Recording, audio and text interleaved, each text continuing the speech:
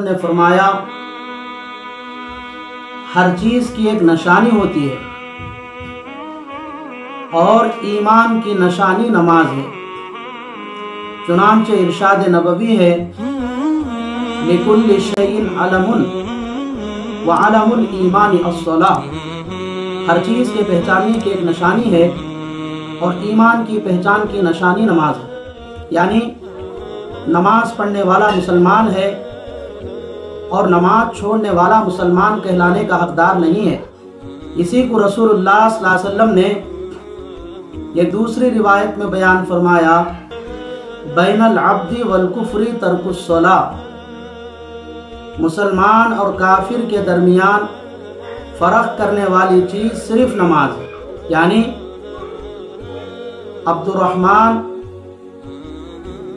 اور رامیہ کے درمیان انسان ہونے میں کوئی فرق نہیں ہے۔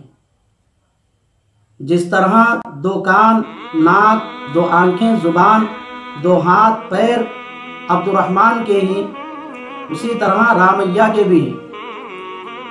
اور جس طرح بھوک، پیاس، نیند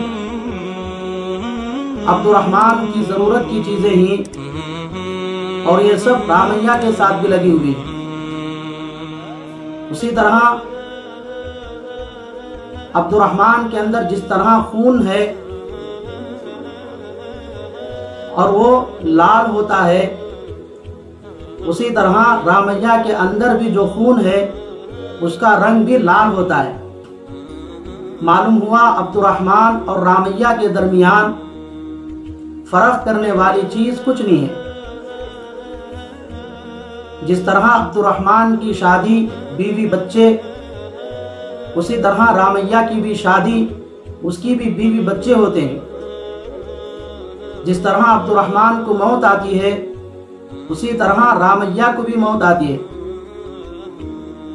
لیکن عبد الرحمن مسلمان ہونے اور رامیہ غیر مسلم ہونے کے لیے فرق کرنے والی چیز صرف نماز ہے۔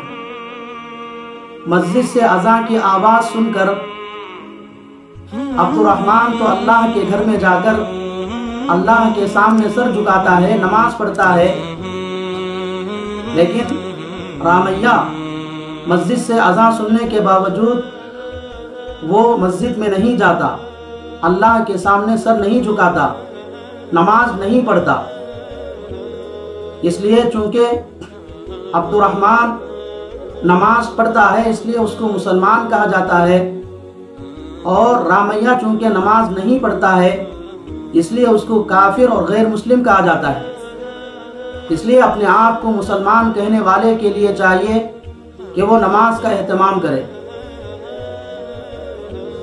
اور اگر نماز کا انکار کرے تو وہ کافر بن جاتا ہے۔ سستی اور کاہلی کی وجہ سے ایک نماز چھوڑ دیتا ہے تو رسول اللہ صلی اللہ علیہ وسلم ارشاد فرماتے ہیں کہ ایک نماز بلا عذر قضا کرنے کی وجہ سے 2,80,08,00,000 برس دوزخ میں جلنا پڑتا ہے۔ اس لیے اپنے آپ کو دوزخ کی آگ سے بچانے کے لیے نمازوں کا اہتمام کریں۔